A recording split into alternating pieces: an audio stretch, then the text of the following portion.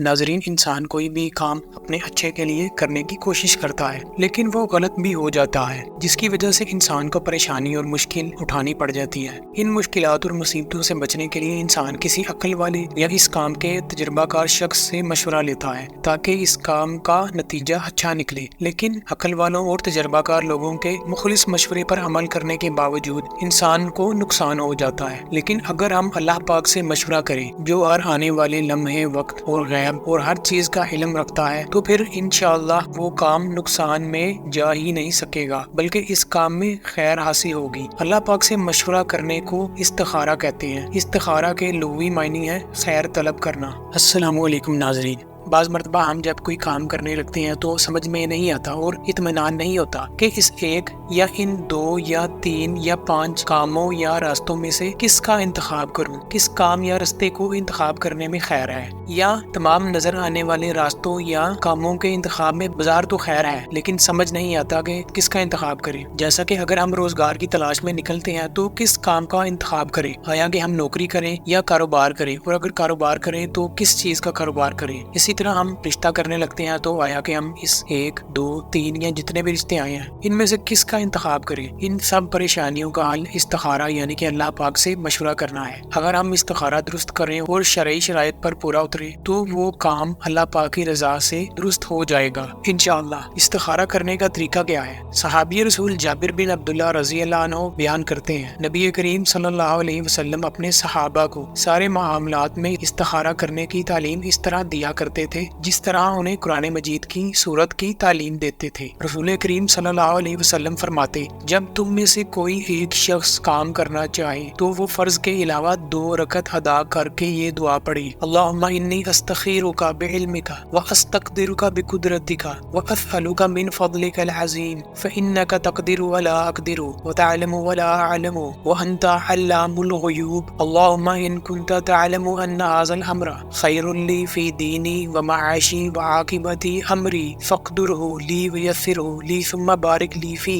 وان کنت تعلم ان هذا الامر شر لی فی دینی ومعاشی وعاقبتی امری فاصرفہ عنی واصرفنی عنہ واقدر لی الخیر حیث کان ثم ارضنی بھی۔ اس دعا کا ترجمہ یہ ہے، اے اللہ، بے شک میں تجھ سے تیرے علم کے ساتھ بلائی طلب کرتا ہوں اور تجھ سے تیری قدرت کے ساتھ طاقت طلب کرتا ہوں، اور میں تجھ سے تیرے فضل عظیم کا سوال کرتا ہوں، کیونکہ تو قدرت رکھتا ہے اور میں قدرت نہیں رکھتا، تو جانتا ہے اور میں نہیں جانتا، اور تو غیبوں کو خوب جانتا ہے۔ اے اللہ، اگر تو جانتا ہے کہ بے شک یہ کام میرے لیے میرے دین، میرے معاش اور میرے انجام کار کے لحاظ سے بہتر ہے تو اس کا میرے حق میں فیصلہ کر دے اور اسے میرے لیے آسان کر دے، پھر میرے لیے اس میں برکت ڈال دے۔ اور اگر تو جانتا ہے کہ بے شک یہ کام میرے لیے میرے دین، میرے معاش اور میرے انجام کار کے لحاظ سے برا ہے تو اسے مجھ سے دور کر دے اور مجھے اس سے دور کر دے اور میرے لیے بلائی کا فیصلہ کر دے جہاں بھی وہ ہو، پھر مجھے اس پر راضی کر دے۔ اور نبی صلی اللہ علیہ وسلم نے فرمایا کہ اس کام کی جگہ اس کا نام لے، یعنی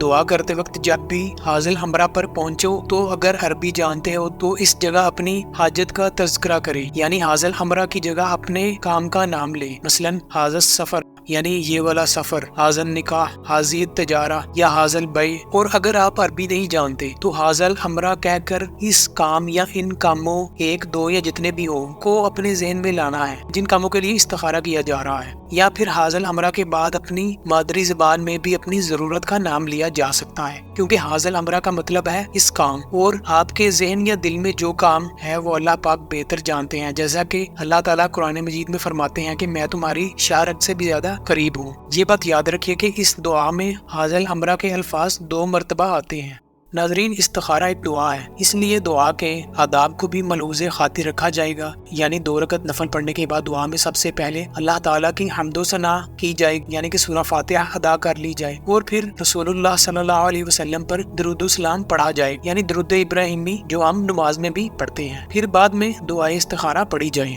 فاضل مدینہ یونیورسٹی شیخ عبدالستار حماد حافظہ اللہ نے استخارہ کی حدیث کی شرح میں ایسی ہی بات فرمائی ہے۔ اگر آپ کو یہ دعا یاد نہیں تو اس دعا کو کتاب یا موبائل سے دیکھ کر بھی پڑھ سکتے ہیں۔ سیدہ عائشہ رضی اللہ عنہ کا غلام رمضان میں قرآن مجید دیکھ کر امامت کراتا تھا۔ جب اس کی اجازت ہے تو جو دعا حالت نماز کے بعد ہے اس کو بھی دیکھ کر پڑھا جا سکتا ہے، یعنی کہ دعائے استخارہ کو بھی مصحف سے یا کتاب سے دیکھ کر پڑھا جا سکتا ہے، اور علماء نے بھی اس کی اجازت دی ہے۔ بعض علماء سے سنا ہے کہ اگر کوئی عربی کو دیکھ کر نہیں پڑھ سکتا، یعنی عربی پڑھنا نہیں جانتا، تو کوئی بھی عربی پڑھا لکھا شخص اس استخارہ کرنے والے شخص کو دعا مانگتے وقت پڑھا سکتا ہے استخارہ کی یہ دعا۔ اور ایک عالم سے سنا تھا، وہ تو یہ بھی کہتے تھے کہ اگر کوئی عربی میں دعائے استخارہ نہیں پڑھ سکتا تو وہ اپنی زبان میں پڑھ لے، مگر اس بارے میں آپ علماء سے رجوع کریں، وہ آپ کو زیادہ بہتر بتائیں گے۔ استخارہ کی دعا کے بعد خیر والے کام کا انتخاب کیسے کریں؟ جب ہم استخارہ کر لیتے ہیں تو ہمارے ذہن میں آتا ہے کہ کس کام کے انتخاب کا فیصلہ کریں، تو اس کا جواب جاننے سے پہلے یہ جان لینا ضروری ہے کہ ہم نے جب اللہ پاک سے استخارہ کی دعا کی، کہ ہم نے اللہ پاک سے استخارہ کی دعا میں کن مختلف کاموں کا ذکر کیا ہے کہ کس کام میں خیر ہو۔ مثلا جب استخارہ کی دعا میں پہلی مرتبہ حاصل امرہ کے الفاظ آئے اور اس کے آگے ہم اپنے کاموں یا حاجات کو ذہن میں لائے یا ان کاموں کا زبان سے ذکر کیا کہ اے اللہ اگر یہ کام مثلا یہ گاڑیوں کا یا کپڑے یا جنرل سٹور کا کام میرے دین، معاش اور انجام کے لحاظ سے میرے لیے بہتر ہے تو اسے میرے مقدر میں کر دیں اور میرے لیے اس میں آسانی پیدا کر دیں اور میرے لیے اس میں برکت ڈال دیں۔ پھر دوبارہ دعا میں جب حاصل امرہ کے الفاظ آئے اور ہم دوبارہ ذہن یا زبان میں لائے کہ اے اللہ اگر یہ کام میرے لیے میرے دین، معاش اور انجام کے لحاظ سے نقصان دہ ہے تو پھر مجھے اس سے اور اسے مجھ سے دور کر دے، اور جو میرے حق میں بہتر ہے اسے میرے مقدر میں کر دے اور مجھے اس پر راضی کر دے۔ اب آتے ہیں اس بات کی طرف کہ مثلا ہم نے گاڑی، کپڑے یا جنرل سٹور میں سے کس کام کا انتخاب کرنا ہے جو خیر والا ہو، تو اس کا جواب ہے کہ ہمیں وہی کام کرنا ہے جس کے کرنے پر ہمارا دل مطمئن ہو جائے، ہمیں اس کام کو کرنے میں لگ جانا ہے۔ فرض کر لیں کہ آپ کا دل کپڑے کا کاروبار کرنے میں مطمئن ہو گیا ہے تو آپ نے اس کام کو شروع کرنے لگ جانا ہے اور ساتھ ساتھ اپنی آنکھیں اور کان کھلے رکھنے ہیں اور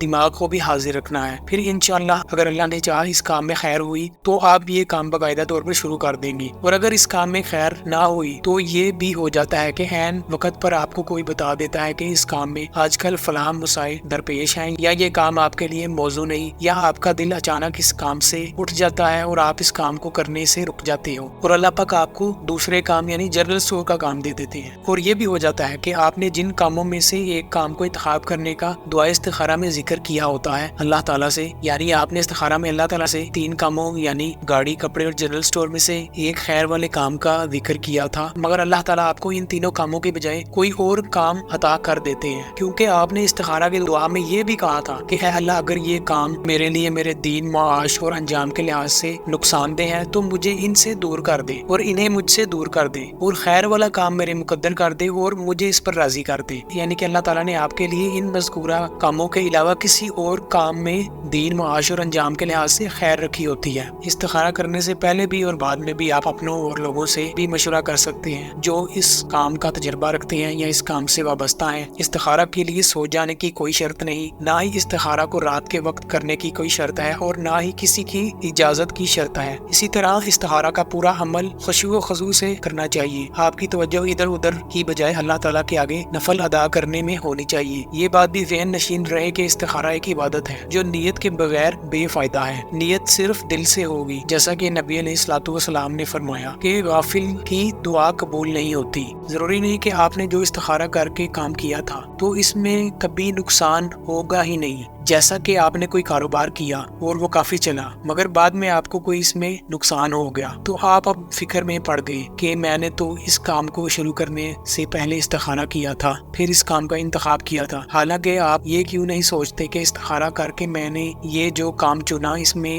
اتنا عرصہ میں فائدہ حاصل کرتا رہا، لیکن اب اگر کوئی نقصان ہوا ہے تو اس کا قصور استخارہ کو نہیں سمجھنا چاہیے، یعنی اللہ سے مشورہ لینے والی دعا کو قصوروار نہ سمجھیں، بلکہ نفع و نقصان تو کام کا حصہ ہوتا ہے۔ جیسا کہ اچھے میاں بیوی کا بھی آپس میں اختلاف ہو جاتا ہے اور چھوٹے موٹے مسائل تو ہو جاتے ہیں، یہ بات بھی یاد رکھیں کہ کوئی بھی کام ہم کرتے ہیں اس میں نقصان کی وجہ ہماری نااہلی اور غلطی بھی ہوتی ہے۔ اس سے یہ بات بھی ثابت ہوتی ہے کہ استخارہ کر کے جو کام آپ چنتے ہو یا انتخاب کرتے ہو اس کام میں محنت اور توجہ بھی لازمی ہوتی ہے۔ اکثر یا بعض مرتبہ آپ استخارہ کرتے ہو اور اس کے نتیجے میں اللہ پاک آپ کو جو دیتا ہے شروع میں وہ کام بالکل اچھا نہیں لگتا بلکہ کم فائدے والا یا نقصان دہ لگتا ہے یا برا لگتا لگتا ہے اس وقت ہمیں صبر اور نماز سے کام لینا چاہیے، کیونکہ قرآن مجید میں بھی ہے کہ جب تم مشکل میں آ جاؤ تو صبر اور نماز سے کام لو، اور صبر کا پھل تو ویسے ہی میٹھا ہوتا ہے۔ اور پھر جب اللہ اسی کام یا چیز میں آپ کو منافع، فائدہ یا برکت دیتا ہے کچھ وقت کے بعد یا کچھ عرصے کے بعد یا ایک عرصے کے بعد، تب جا کر احساس ہوتا ہے کہ استخارہ کرنے کا ہمیں کتنا فائدہ ہوا ہے۔ استخارہ خود کرنا ہوتا ہے، کسی اور سے نہیں کروا سکتے آپ۔ یا علماء یہ بھی کہتے ہیں کہ اگر آپ کاروبار کرنے لگے ہو تو باپ بیٹا دونوں استخارہ کر سکتے ہیں، یا تمام بھائی بھی کر سکتے ہیں،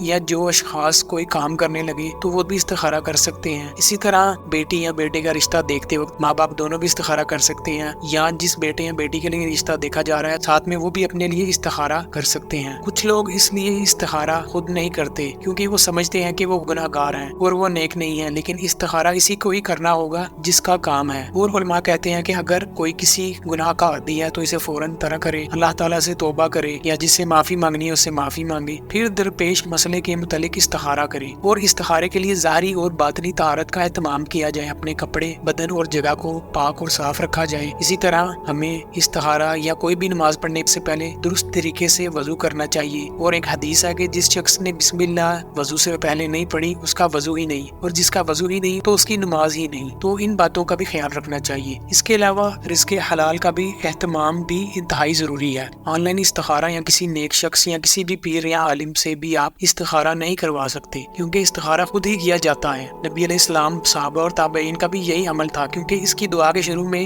یہ ہے کہ اللہم انی استخیرک، کہ اے اللہ میں تجھ سے خیر طلب کرتا ہوں۔ یعنی کہ صحابہ نے تو نبی علیہ السلام سے کبھی اپنا استخارہ کروانے کا نہیں کہا تھا، جبکہ نبی علیہ السلام کو وحی بھی آتی تھی، لیکن پھر بھی نبی علیہ السلام نے صحابہ کو استخارہ کی دعا ایسے سکھائی یا ایسے سکھاتے جیسے کوئی قرآن کی آیت سکھاتے۔ فال نکال کر استخارہ کرنا، جیسا کہ کبوتروں، طوطوں یا تیروں سے۔ اسی طرح قرآن مجید کو کھول کر صفحے کی پہلی آیت پڑھ کر اس کے مفہوم سے خود ساختہ تشریح نکال کر استخارہ کرنا یا اسے استخارہ کا نام دینا۔ اسی طرح تسبیح کے دانوں سے استخارہ کرنا، یہ سب سنت کے منافی اور بدعات ہیں۔ استخارہ یہ جاننے کا عمل نہیں کہ یا اللہ میرے ساتھ کیا ہو رہا ہے یا کیا ہوگا، بلکہ یہ ایک یا زیادہ راستوں میں سے خیر والے راستے کے انتخاب کا نام ہے۔ یعنی استخارہ سے مستقبل یا غیب کو جاننا نہیں جا سکتا کہ اب کیا ہوگا، یا ماضی کے واقعات کو جاننے کا نام نہیں کہ جو چوری ہوئی تھی وہ کس نے کی، بلکہ استخارہ آپ کے مستقبل کے لیے خیر والے کام کو اللہ تعالیٰ سے طلب کرنا مقصود ہوتا ہے۔ انسان کو چاہیے کہ استخارہ کرنے سے پہلے اپنے ذہن کو صاف کر لے، یعنی خاص رجحانات اور کسی ایک طرف اپنا میلان چھوڑ کر اللہ تعالیٰ سے خیر و برکت کا طالب ہو، اور اپنے پورے خلوص کے ساتھ اپنے رب کے حضور اپنی گزارشات پیش کرے۔ اگر آپ کو اچھی کمپنی سے ملازمت کی آفر آئی ہے جس میں زیادہ تنخواہ نظر آتی ہے، اور دوسری طرف ایک ایسی جگہ سے بھی ملازمت کی آفر آئی ہے جس میں پیسے کم ہیں، تو ہم پیسے اور شہرت والی کمپنی کی ملازمت کو ترجیح دیتے ہیں، اور اس جگہ ہم استخارہ نہیں کرتے۔ اسی طرح اگر کسی کو امیر گھر سے رشتے کی پیشکش آئے اور دوسری طرف اسے غریب یا درمیانے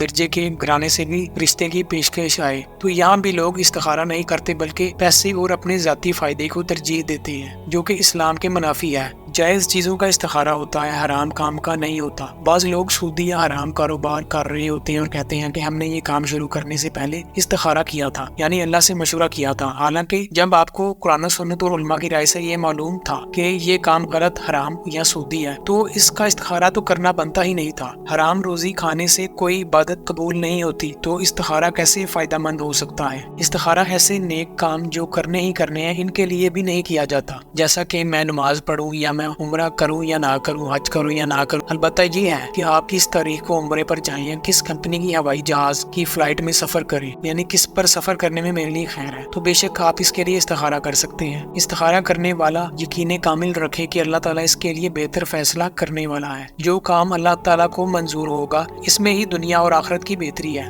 استخارہ کسی ایک مسئلہ یا کام کے لیے زیادہ مرتبہ یا بار بار بھی کر سکتے ہیں۔ اگر درست طریقے سے کیا جائے تو ایک ہی مرتبہ کافی ہے۔ اگر ایک مرتبہ استخارہ کرنے سے کوئی نتیجہ برآمد نہیں ہوتا تو اس کے لیے جائز ہے کہ 3 بار اس کا اہتمام کریں، کیونکہ استخارہ ایک دعا ہے اور نبی علیہ السلام کم از کم 3 مرتبہ دعا کرتے تھے، جیسا کہ عبداللہ ابن زبیر رضی اللہ عنہ نے کعبہ کی دوبارہ تعمیر کے لیے 3 دن استخارہ کیا تھا۔ استخارہ ایک دن میں زیادہ مرتبہ بھی کر سکتے ہیں۔ کسی بھی دن استخارہ کیا جا سکتا ہے اور دن میں جس مرضی وقت استخارہ کر سکتے ہیں، سوائے ان اوقات کے جس وقت کوئی بھی عبادت ممنوع یا مکروہ ہو۔ مکروہ یا ممنوع اوقات کا وقت بہت تھوڑا ہوتا ہے، جیسا کہ نبی صلی اللہ علیہ وسلم 3 وقتوں میں نماز پڑھنے سے اور مردوں کے دفن کرنے سے بھی روکتے تھے۔ ایک تو جب سورج طلوع ہو رہا ہو یہاں تک کہ بلند ہو جائے، یعنی جب سورج فجر کے بعد مکمل نہیں نکل جاتا۔ دوسرا جس وقت ٹھیک دوپہر ہو جب تک کہ زوال نہ ہو جائے۔ تیسرا جس وقت سورج ڈوبنے لگے جب تک کہ پورا نہ ڈوب جائے۔ اسی طرح عصر کی نماز کے بعد جب سورج زرد مائل ہونے لگے، اس وقت سے لے کے مغرب کے وقت تک، اور اس کے علاوہ عین طلوع کے وقت حتیٰ کہ سورج بقدر نیزہ بلند ہو جائے، یعنی کل ملا کر ان 5 اوقات میں نماز پڑھنے کی ممانعت یا کراہت ہے حدیث رسول کے مطابق۔ البتہ جو فرض نماز رہ جائے وہ ان اوقات میں ادا بھی کی جا سکتی ہے، مگر اس سلسلے میں آپ علماء سے ہی جانے تو بہتر ہے۔ اسی طرح خواب دیکھنا کوئی شرط نہیں استخارے کے لیے، کیونکہ ہمیں کیسے پتہ چلے گا کہ وہ خواب شیطانی تھا یا اللہ تعالیٰ کی طرف سے اشارہ تھا یا انسان کے دن بھر کے خیالات کی وجہ سے تھا۔ جیسا کہ نبی صلی اللہ علیہ وسلم نے فرمایا کہ اچھا خواب اللہ تعالیٰ کی طرف سے خوشخبری ہوتا ہے، برا خواب شیطان کی طرف سے تکلیف، رنج اور ڈرانا یا شرارت کرنا بھی ہوتا ہے، اور تیسری قسم کا خواب آدمی کے خیالات یا جو وہ بیداری میں دیکھتا ہے اس کی وجہ سے آتا ہے۔ اور اگر برا خواب آ جائے تو نبی علیہ السلام نے فرمایا کہ جب تم کو برا خواب آئے تو اسے لوگوں میں بیان نہ کرو بلکہ اس کو زائل کر دو، یعنی 3 مرتبہ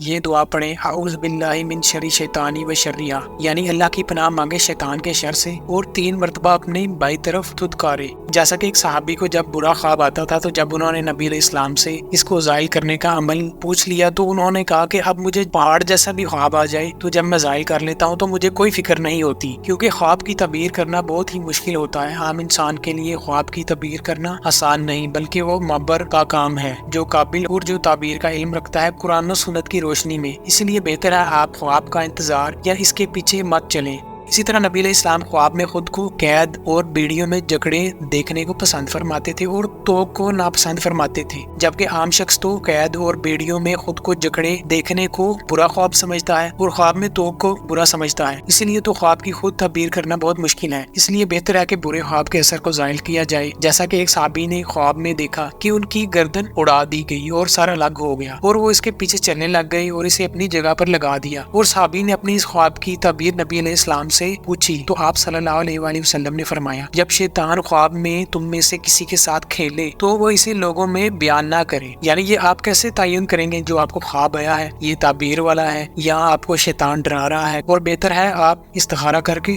خوابوں کے پیچھے نہ لگے۔ جیسا کہ ایک عالم بتا رہے تھے کہ ایک عورت ان کے پاس آئی اور کہنے لگی کہ میری بیٹیوں کی عمریں بہت زیادہ ہو گئی ہیں اور ان کی شادی نہیں ہوئی، تو اس معالج نے کہا کہ آپ کی بیٹیوں کے لیے رشتے آتے تھے تو آپ استخارہ ہی کر لیتی۔ تو اس عورت نے کہا کہ جب بھی کوئی رشتہ آنے پر میں استخارہ کرتی تو مجھے خواب میں سانپ دکھائی دیتے تھے، اس لیے میں نے اپنی بیٹیوں کی شادیاں نہیں کی۔ یعنی اس عورت نے استخارہ کے بعد خواب کی تعبیر کو غلط جاننے کی وجہ سے رشتے ہی نہ کیے، حالانکہ اس عورت کو چاہیے تھا کہ وہ اپنے برے خواب کا اثر زائل کرتی اور جس رشتے پر دل مطمئن ہوتا کر لیتی، کیونکہ دراصل ایسے خواب شیطان کی طرف سے شرارت اور انسان کو ڈرانا مقصود ہوتا ہے تاکہ وہ خیر والے کام سے ہٹ جائے اور اس کا اعتقاد برا ہو جائے۔ جیسا کہ نبی صلی اللہ علیہ وسلم نے برے خواب دیکھنے والے صحابی کو کہا کہ اس کو بیان نہ کرو، شیطان تمہارے ساتھ کھیلتا ہے، تمہیں ڈراتا ہے اور شرارت کرتا ہے۔ تو ناظرین، استخارہ سے متعلق یہ تھی آج کی ویڈیو، ملتے ہیں اگلی ویڈیو میں ایک نئی موضوع کے ساتھ۔ السلام علیکم۔